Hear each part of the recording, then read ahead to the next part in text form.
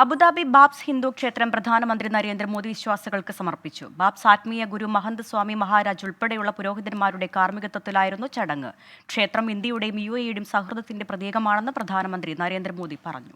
Festival of harmony यानी कि संवादिता का महोत्सव रखा गया है, उसको सार्थक करे ऐसा एक निदर्शन अभी हम यहाँ देख रहे हैं. രാവിലെ 7:15 പ്രാണപ്രതിഷ്ഠയോടെയായിരുന്നു ചടങ്ങുകളുടെ തുടക്കം.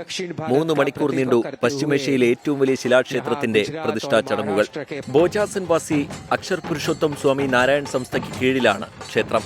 ബാബ്സ് ആത്മീയ ഗുരു മഹന്ത് സ്വാമി മഹാരാജ് ഉൾപ്പെടെയുള്ള മുഖ്യ പുരോഹിതരാണ് ചടങ്ങുകൾക്ക് നേതൃത്വം നൽകിയത്. വൈകിട്ട് UAE സമയം 5 മണിയോടെ സമർപ്പണ ചടങ്ങുകൾക്ക് തുടക്കമായി. വാദ്യഘോഷങ്ങളോടെയാണ് പ്രധാനമന്ത്രിയെ വേദിയിലേക്ക് ആനയിച്ചത്.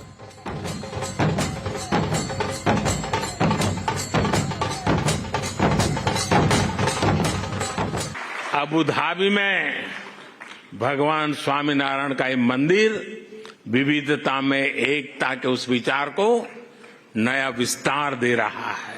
1 മണിക്കൂറോളം ക്ഷേത്രത്തിലെ ചടങ്ങുകളിൽ പ്രധാനമന്ത്രി ഭാഗമായി.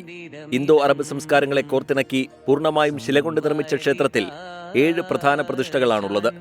UAE-യിലെ 7 എമിറേറ്റുകളെ പ്രതിനിധാനം ചെയ്യുന്ന 7 ഗോപുരങ്ങളാണ് ക്ഷേത്രത്തിന്റെ പ്രധാന ആകർഷണം. ദുബായ് അബുദാബി ഹൈവേയിലെ അബുമുറൈഖയിൽ 27 ഏക്കർ സ്ഥലത്താണ് ക്ഷേത്രം.